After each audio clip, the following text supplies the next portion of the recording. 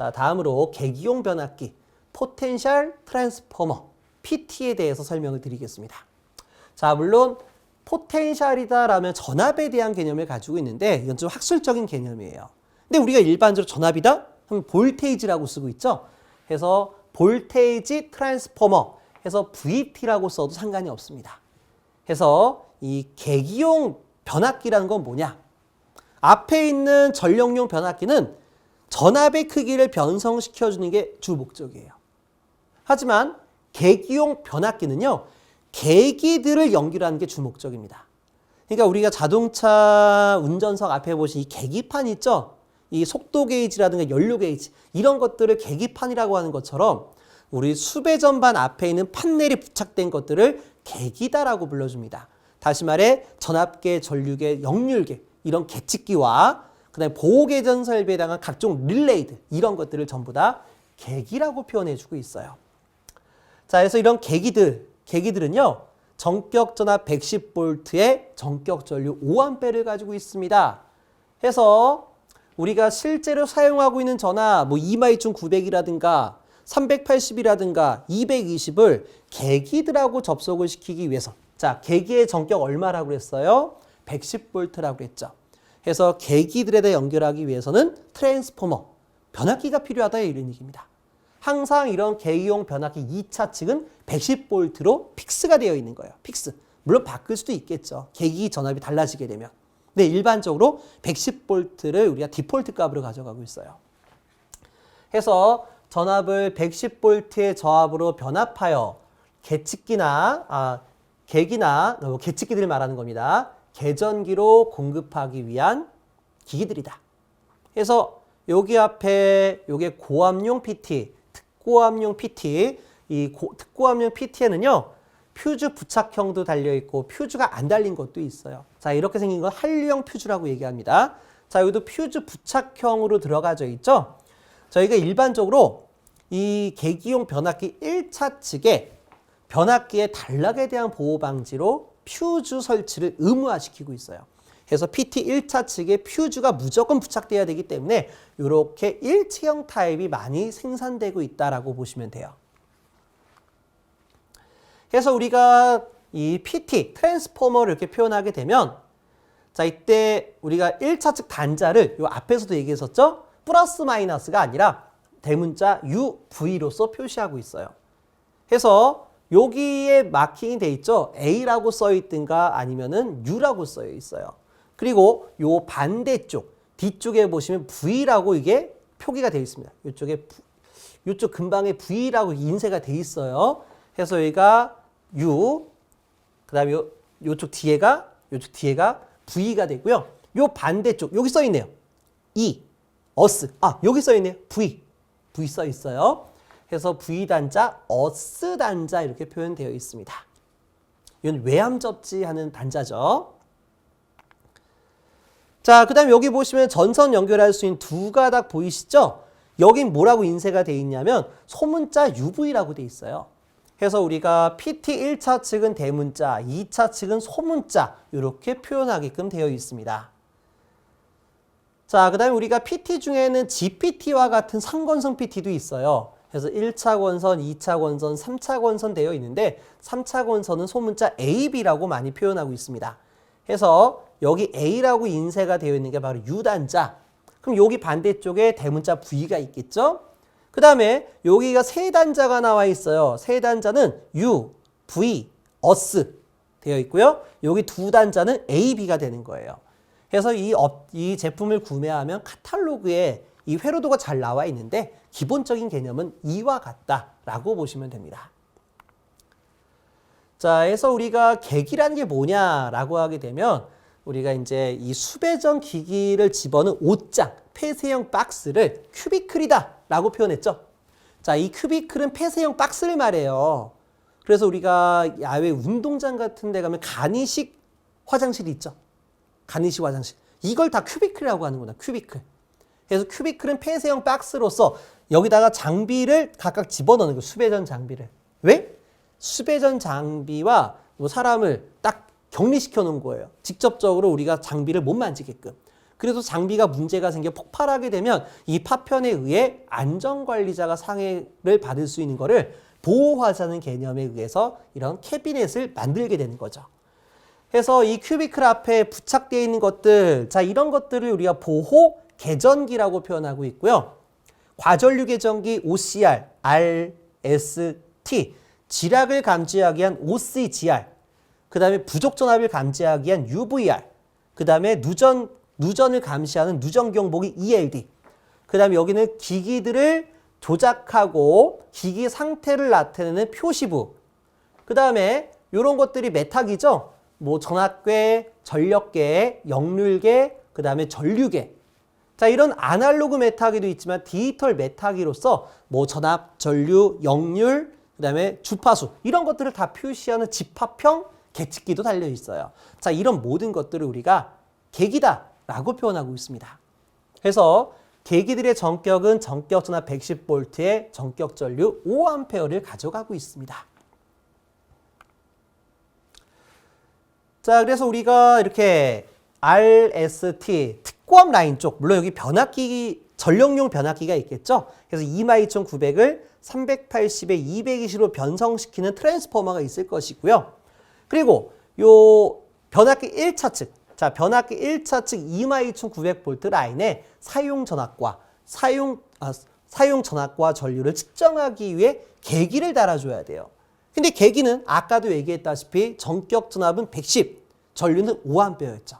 그래서 22900을 110V로 다운 트랜스를 시켜줘야 돼요. 자, 볼게요. 자, 이쪽 PT 결선법을 보게 되면 뭐 VV 결선도 있고 델타 결선도 있겠지만은 일반적으로는 지금과 같이 Y 결선을 취합니다. Y 결선을요. 그럼 자, Y 결선의 특징은 뭐예요? 상전압과 성간전압. 상전압과 성간전압은 몇 배만큼 차이 난다? 루트 3배만큼 차이가 나는 거예요. 해서 성간전압이 22900, 성간전압이 22900이면 상전압은 루트 3배만큼 작아진 13200이 되는 거예요. 자, 13200에 루트 3을 곱하면 22900이 되는 겁니다. 그래서 13200이 PT를 거치면 110V로 낮춰지게 되는 겁니다. 몇 배 낮춰졌어요? 몇 배? 120배만큼 낮춰진 거예요. 110V 곱하기 120 하면 13200 나오죠? 그래서 120배만큼 낮춰진 상태에서 계기에 접속한다라고 보시면 됩니다. 물론 여기도 Y결선이기 때문에 상전압은 110V가 되지만 성간전압은 110V 곱하기 루트 3에 해당하는 190V가 만들어지게 됩니다. 자, 그래서 제가 말하는 이 PT 2차 측 110V라는 거는 상전압을 의미하는 거예요. 상전압. 그래서 성간은 190V도 만들어지더라 라고 생각하시면 돼요. 자, 이제 변압기 2차 측이요. 변압기 2차 측은 우리가 Y결선을 취한다라고 했죠. 그래서 변압기 2차 측 저압 라인은 성간 전압이 380이 되는 거예요. 자, 이 경우에도 우리가 110V로 다운 트랜스 하기 위한 PT가 필요해요. PT. 그래서 자, 성간 전압이 380. 자, 요도 무슨 결선이요? Y 결선을 취하고 있죠. 자, 우리가 1차와 2차 결선법을 둘 다 YY로 가져가는 건요. 우리가 델타 결선에서 Y 결선 바뀌게 되면 이건 좀 기술적인 부분이긴 하지만 자격증 따신 분들은 다 아실 거예요. 델타 결선에서 Y 결선 바뀌면 위상차가 30도만큼 벌어져 버려요. 그러니까 1, 2차가 위상이 좀 틀어지는 겁니다. 하지만 지금과 같이 1, 2차 결선법을 똑같이 YY로 잡든 델타로 잡게 되면은 1, 2차의 위상차가 안 나요.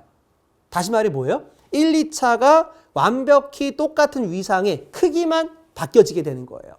그래서 PT는 위상차가 만들어지지 않는 YY 결선법을 이용합니다. 그래서 성간전압이 380이면 상전압은 220이 되고요. 우리 PT 2차 측은 110이었죠. 그러니까 특고압 PT. 자, 특고압 PT는 변성비가 120배인데요. PT비가 120배인데요. 120배 낮춰진 거죠. 저압용 PT는 변성비, PT비가 몇 배예요? 2배가 되는 거예요. 2배. 그래서 상전압은 110V, 성간전압은 190V가 만들어집니다. 자, 그래서 우리가 고압용 PT 결선이 정말 고압용 PT가 앞에서 설명한 것과 같이 Y가 되어 있는지 한번 확인해 보도록 하겠습니다. 자, 우리 PT 1차 측에 뭘 달아준다라고 했어요? PT 1차 측에 반드시 퓨즈를 부착해야 된다. 파워 퓨즈. PT에 대한 단락보호 방지로 퓨즈를 갖다 낀다라고 했어요. 자, 이 설명은 나중에 뒷뒷 강의에서 설명을 드리도록 하겠습니다. 그러니까 수전설비 표준 결선도에서 PT 1차 측에 퓨즈를 부착하는 이유, 그때가 설명을 드리도록 할게요. 자, 근데 PT 1차 측인 파워 퓨즈를 부착하게끔 되어 있어요. 자, 이게 바로 파워 퓨즈에 대한 모양이에요. 물론 파워 퓨즈에는 한류형과 비한류형이 있는데, 자, 이것도요, 뒤쪽 가서 강의를 해드리도록 하겠습니다.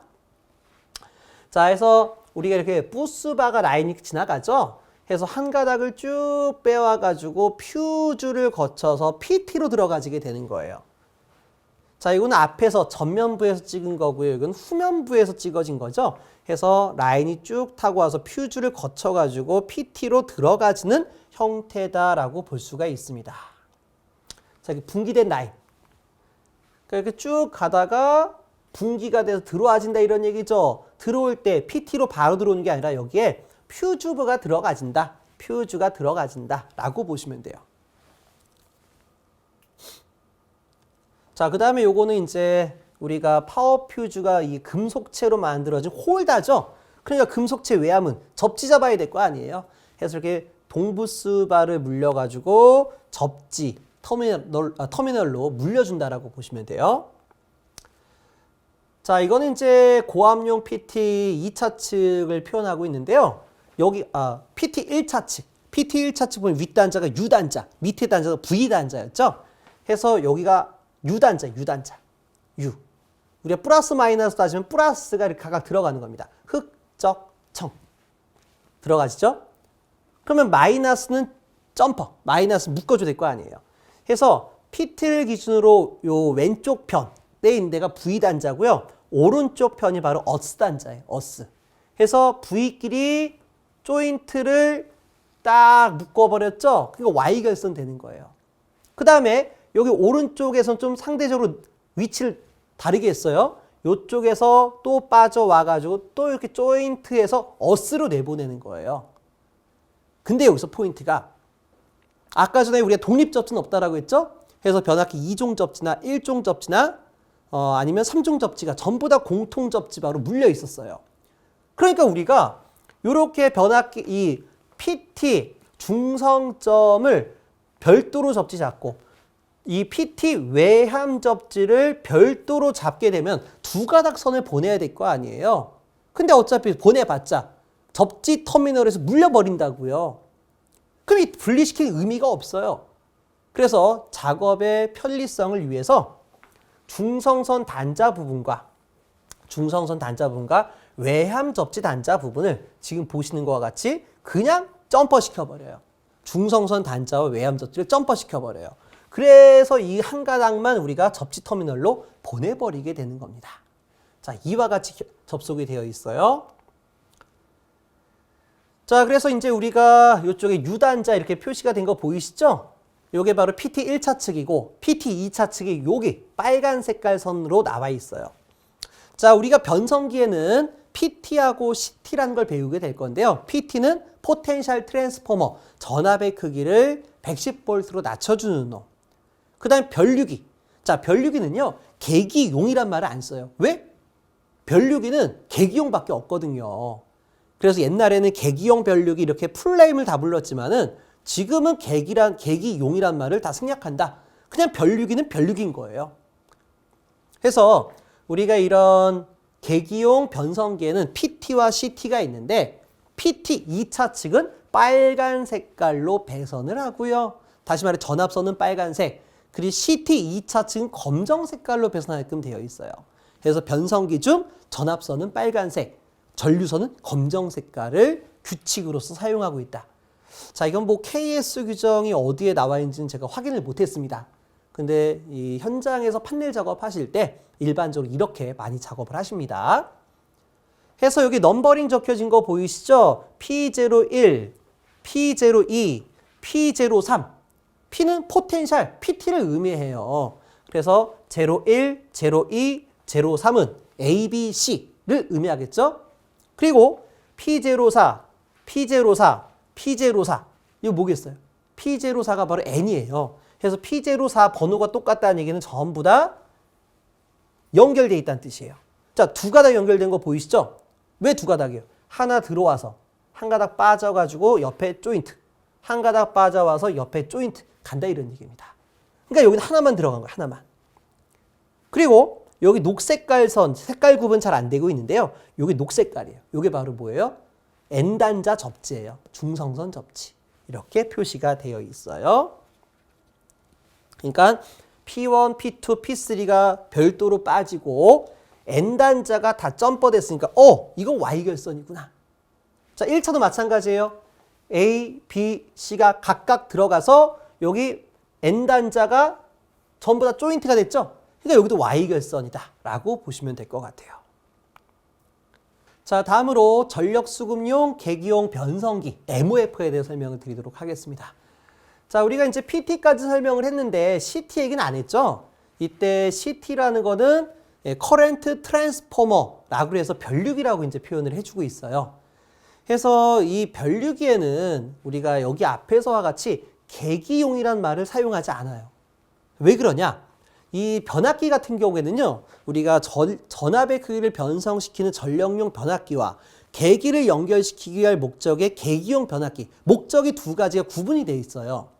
그러니까 우리가 전력용 변압기로 쓸 수도 있고요. 우리가 실제 부하에 공급하게 되는 220과 380으로 변성시키기 위한 전력용 변압기와 계기를 연결시키기 위한, 다시 말해 110V로 변성시키기 위한 계기용 변압기가 분리가 되어 있기 때문에 이 계기용이란 말을 반드시 붙여줘야 되지만 CT 같은 경우에는 딱 하나예요. 계기를 연결할 목적밖에 없어요. 그래서 옛날에는 계기용 변류기다는 말을 썼지만 지금은 계기자를 생략해 그냥 변류기다 라고 불러주고 있습니다. 자, 해서 이 전력수급용 계기용 변성기라는 거는요.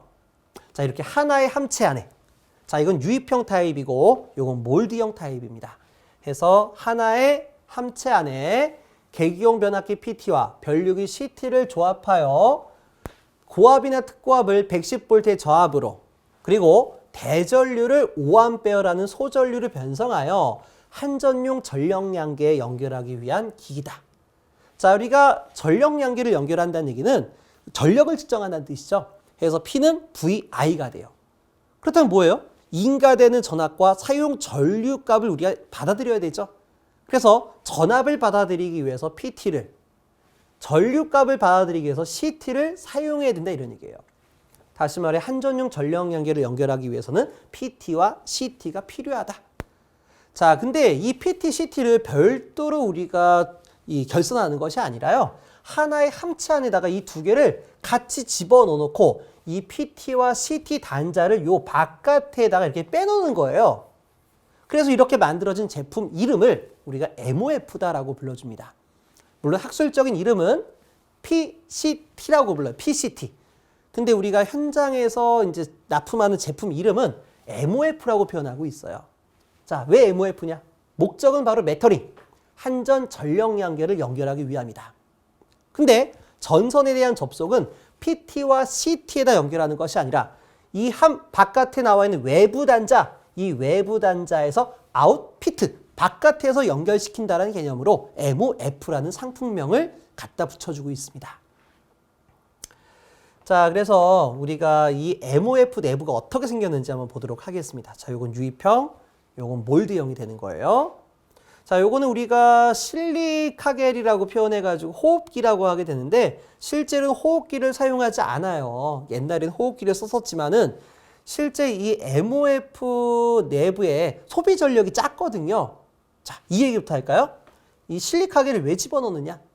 자, 이건 유입형 타입의 MOF가 되기 때문에 이 안에 트랜스포머 코일이 달려져 있고 이 트랜스포머 코일에 절연을 시키기 위해서 여기다 기름을 집어넣었죠. 기름을 집어넣은 겁니다. 자, 그래가지고 우리가 다 집어넣는 게 아니라 이 유명계의 한 50% 정도까지 기름을 채워 넣는 거예요. 그러다가 우리가 여름철에 주변 온도도 올라가고 전력 사용량이 많아지게 되면 어떻게 돼요? 전류가 과대해지겠죠. 그럼 그거만큼 열이 많이 받아져요. 그럼 열이 많아 받아지게 되면 기름이 팽창을 하게 됩니다. 기름이 팽창을 해요. 그리고요, 전기 사용량이 줄어들든가 열이 식어버리면 기름이 수축이 되겠죠. 자, 이와 같이 전기 사용량에 따라서 기름은 팽창과 수축을 반복합니다. 그러다 보면 이 기름이 남은 이 나머지 층, 기름이 이 정도 유명계 반까지 씌워진다고 했으니까 나머지는 산소층이 되겠죠.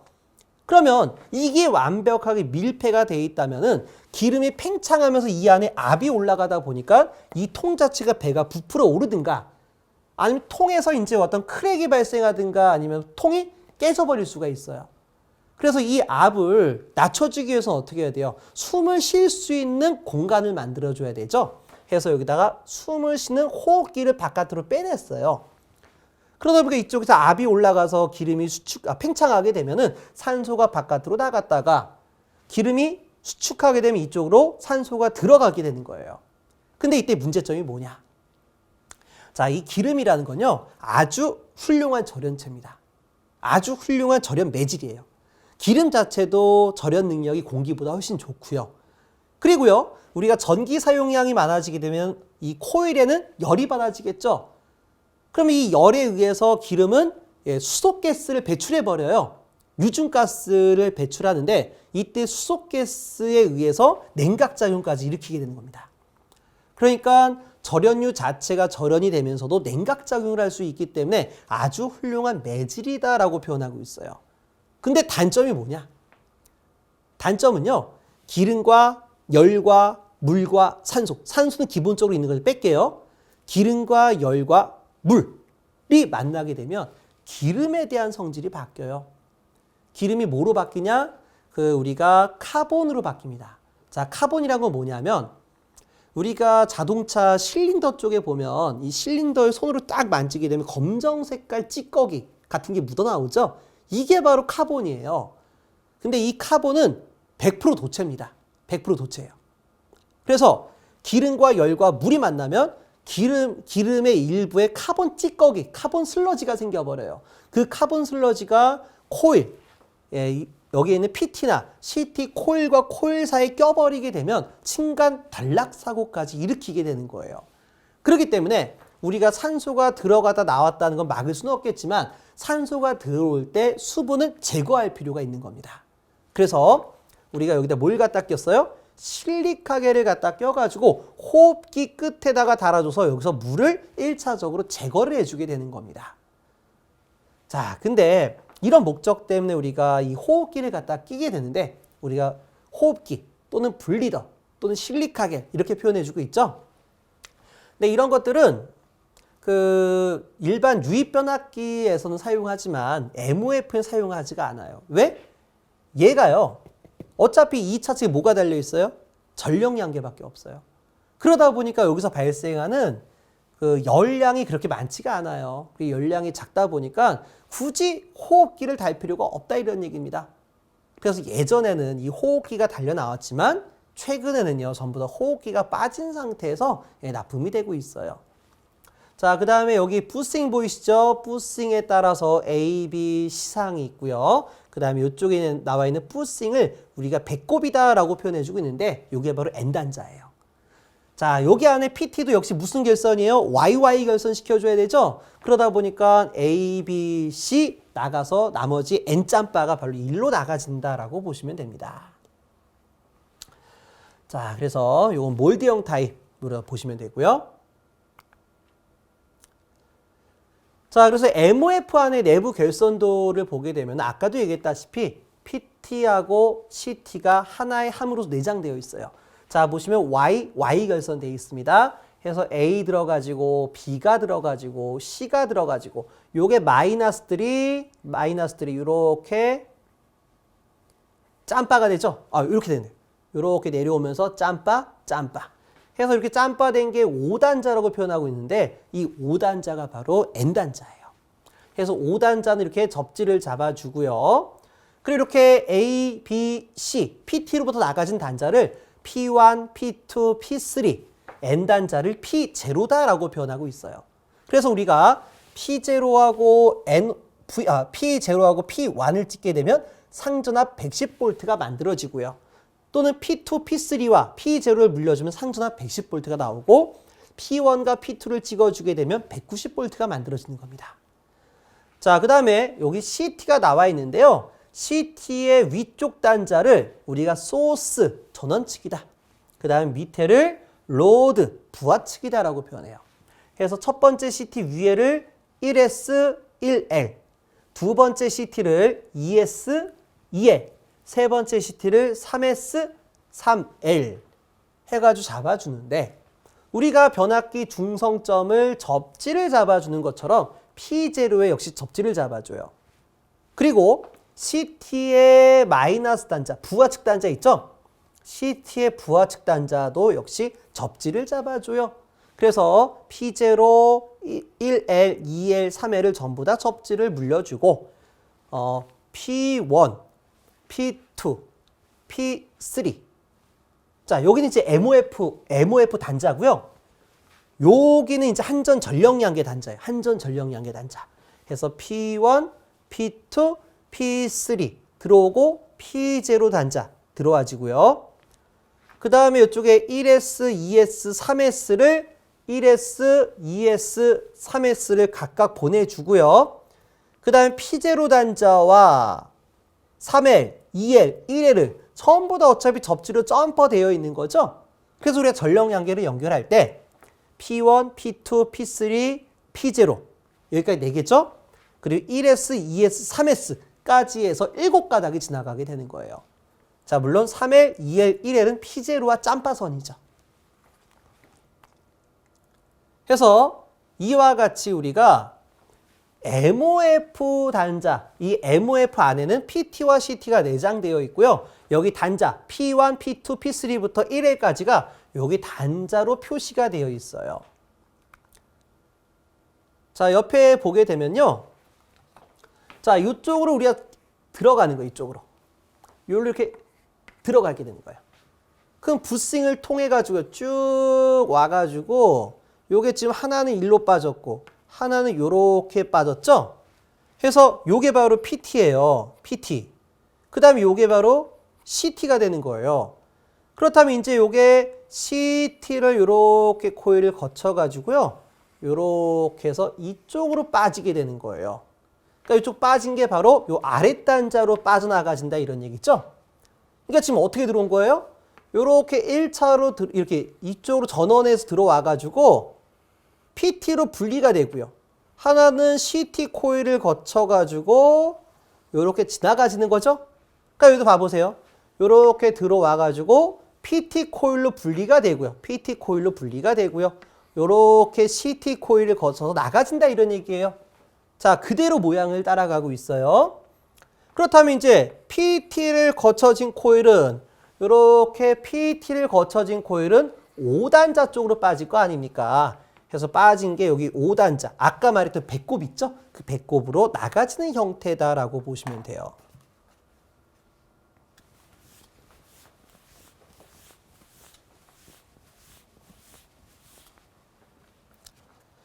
자, 그래서 PT와 CT가 달려져 있고 이런 PCT에 해당하는 2차 측단자, 이런 2차 측단자들은요. 여기 앞에 판으로서 나가진다라고 보시면 돼요. 자, 그 다음에 이제 유입형이 아니라 몰드형 타입이다. 몰드형 타입이라고 하면 이 단자, 요 단자들이 전부 다 여기 있는 거예요. 그래서 이렇게 그릴 수가 있어요. 우리가 요쪽으로 이렇게 들어가지죠? 일로 들어가지게 되면은 요렇게 이제 CT를 거쳐가지고 나가는 거, 이렇게 나가는 거. 이렇게 들어와지게 되면 CT를 거쳐가 나가지죠? 요렇게 들어와서 CT를 거쳐가지고 나가지는데 한선 조인트에서 PT랑 연결되는 거예요. 그래서 PT가 이렇게 전부 다 짬박 까가지고 어디로 빠진다고요? 5단자로 빠지게 되는 거예요. 5단자로. 그렇다면 이렇게 점퍼된 부분, 이렇게 점프된 부분이 어디냐? 여기 뒤에 보시면 동바가 지나가는데 혹시 보이시나요? 이 동바가 바로 5단자예요. 그러니까 이 MOF 같은 경우에는 뒤쪽, 요 전선 연결하는 뒤쪽 부분에 보시면 이렇게 5단자라고 해서 부스바가 이렇게 연결되는 게 보이실 거예요. 요게 바로 이 5단자 연결된 거구나 라고 생각하시면 돼요.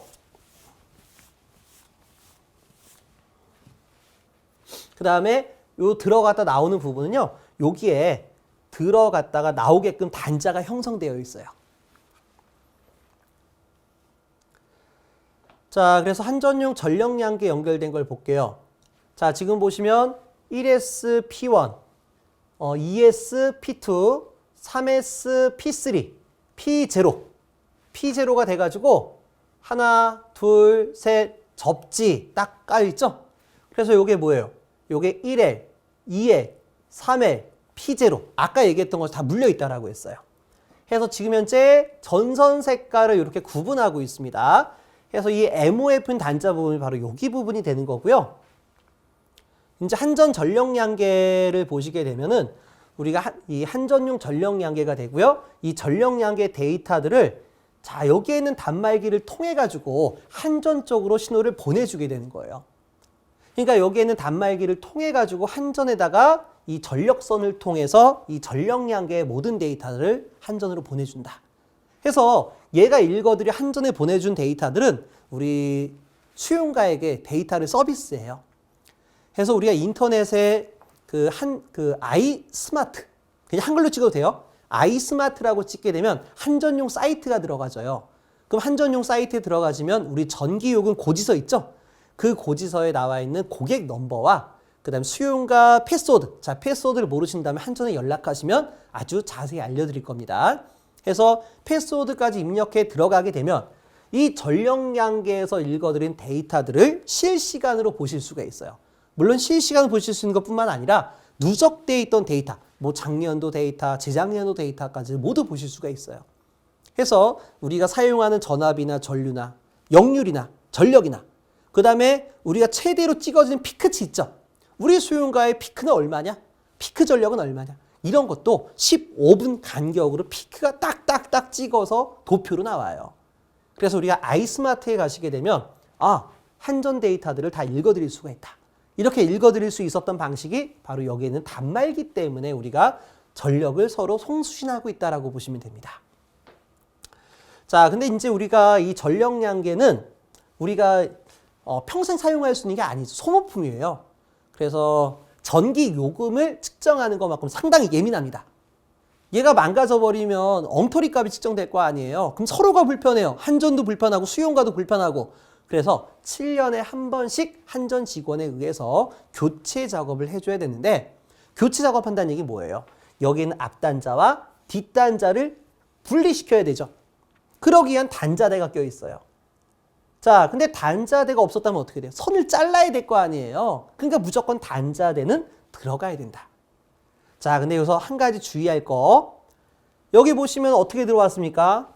여기 지금 단자별로 색깔이 다 다르게 돼 있어요. 단자별로. 그래서 빨간색, 노란색, 뭐 검정색, 빨간색, 노란색, 흰색, 갈색, 파란색 이게 뭐 이렇게 나와 있죠. 근데 위로 올라갈 때는 어떻게 돼요? 빨강, 노랑으로 들어간 게 아니라 노랑, 빨강으로 들어가요. 그리고 여기에 흰색, 갈색으로 들어가는 게 아니라 갈색, 흰색으로 들어가요. 이 말은 뭐냐? 옆에 보면 노란색, 빨간색. 빨간 색깔은 P1, 다시 말해 전압선. 노란 색깔은 1S예요. 그래서 전압선과 전류선이 뒤바뀌어 들어가지게 되는 거예요. 이게 왜 중요하냐면 어차피 한전 직원이 교체하는 거니까 나는 관심 없어 라고 하지만 이 전력량계 교체 작업은 반드시 안전관리자 입회하에 작업을 하셔야 돼요. 왜? 한전 직원도 사람이에요. 그러다 보니 휴먼 에러가 발생한다고요. 여기가 빨강, 노랑 껴놓고 위에다가 빨강, 노랑을 껴버리게 되면 이 전력량계 입장에서 전압선과 전류선이 바뀌어버린 거예요. 그럼 전압 전류가 바뀌면 어떻게 되냐? MOF가 터져요. 딱 바꿔서 전기를 입전시키는 순간 MOF가 터져버려요. 그래서 제가 현장 실무 강의할 때 MOF 13,200V 집어넣으면 너무 위험하잖아요. 터져버리니까. 그래서 저희가 저압에서 실험하기 위해서 저압용 PT와 저압용 CT를 가져와서 전압선과 전류선을 뒤바꿔가지고 전력 연결을 연결해 봤어요. 그랬더니 어떻게 됐냐? 전압을 인가한 지 1분도 안 돼가지고요. MOF가 터졌습니다. MOF가 아니죠. 저압용 PT가 터졌어요. 어차피 MOF 안에는 PT와 CT가 들어가 있는 거죠. 그래서 이 PT와 CT를 개별적으로 쓰고 전력 연결을 연결하되 PT선과 CT선을 역결선시켜서 연결했더니 PT가 바로 터져버린 거예요. 딱 연결하니까 이 몰드 함체가 이렇게 부풀어 오르다가 옆에가 구멍이 뻥 터져버리더라고요. 터졌다기보다는 연기가 엄청나게 막 나오더라고요.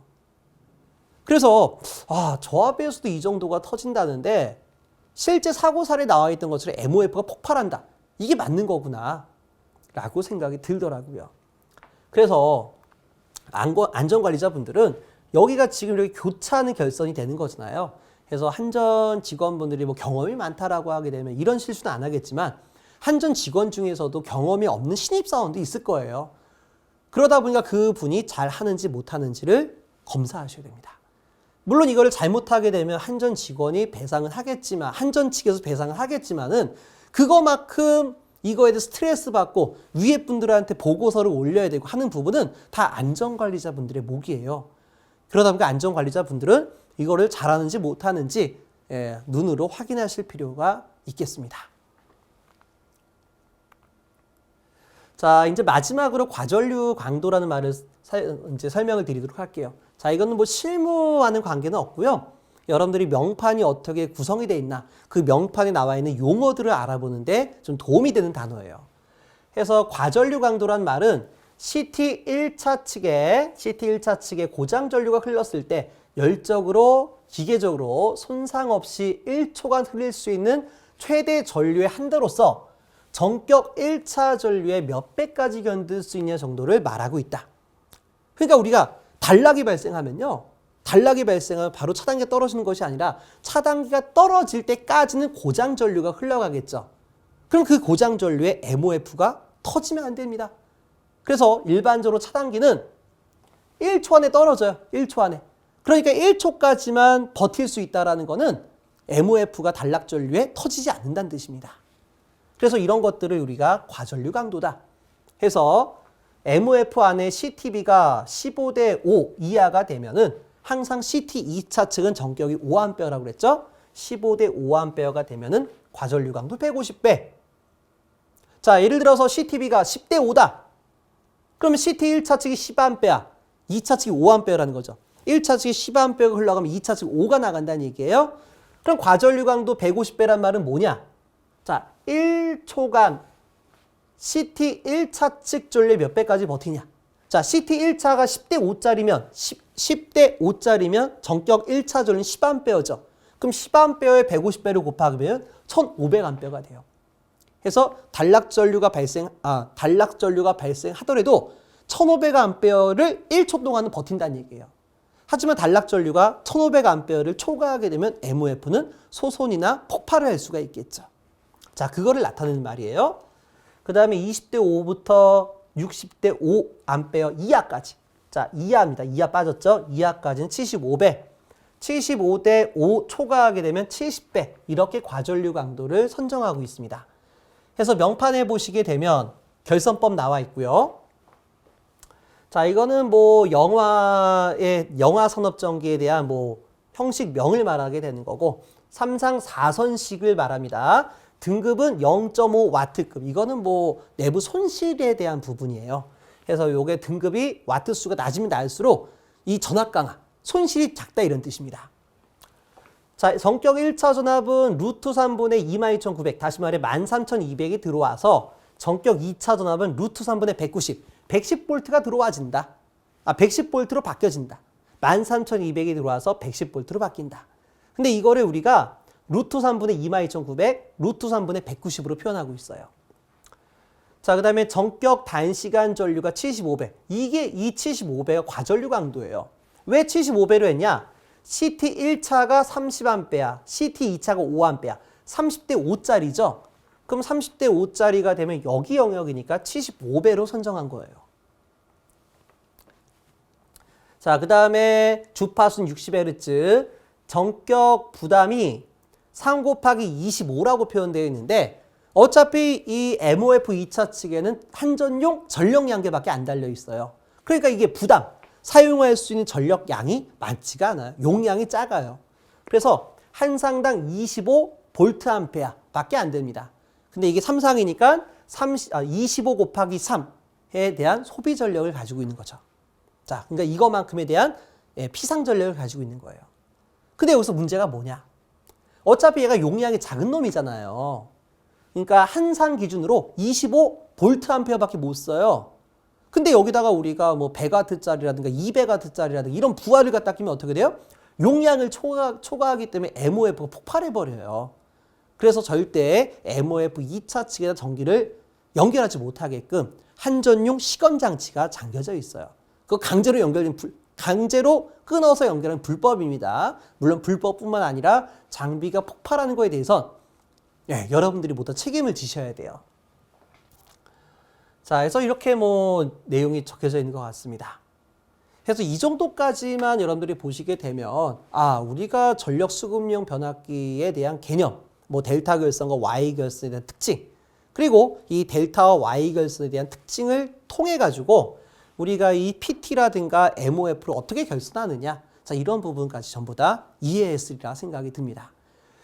그래서 오늘 배운 부분에 대해서는요, 여러분들이 현장에 가셔가지고 수배전 판넬 도화를 열어서 MOF가 어떻게 연결되어 있고 어디가 상단자고 어디가 중성선 단자냐, 그 다음에 이제 한전용 전력량계가 어떻게 연결되어 있고 PT가 YY 결선이 되어 있느냐, 이 부분을 이제 확인하시는데요.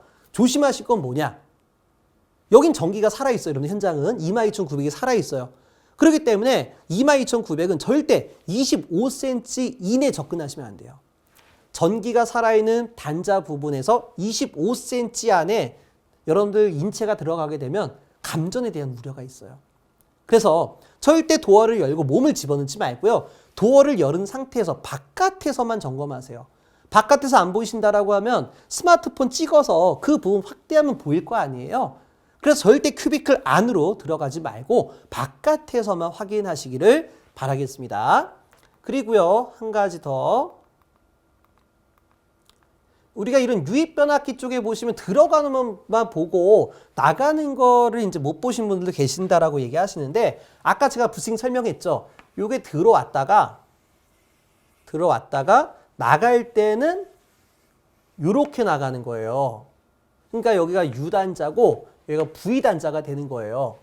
여기가 지금 떨어져 있어요. 떨어져 있어. 분리가 돼 있어요. 그래서 이렇게 들어가 있다는 것까지 확인해 주시면 좋을 것 같습니다. 요게 바로 이제 O단자, N단자가 되는 거죠. 자, 그러면 이번 강의 여기까지 진행하도록 하고요. 자, 이번 시간에 저희가 수배전 판넬 중에서 계기용 변성기류들, 그 변압기에 대한 특징, Y 결선과 델타 결선에 대한 간단한 특징과 그리고 PT와 CT에 대한 재원에 대해서 설명을 드렸어요. 그렇다면 다음 시간에는 우리가 고장 전류를 검출해 차단기를 투입시키기 위한 이 보호 개전 시스템에 대해서 설명을 드리겠습니다. 자, 여기까지 설명드리게 되면 우리가 개전부, 검출부에 해당하는 이런 변성기들 설명드렸고요. 그 다음에 사고를 판단해 차단기를 투입하는 보호 개전 시스템까지 설명이 끝나게 되니까 이것만으로도 수배전 판넬들을 전부 다 이해하실 수 있을 것 같습니다.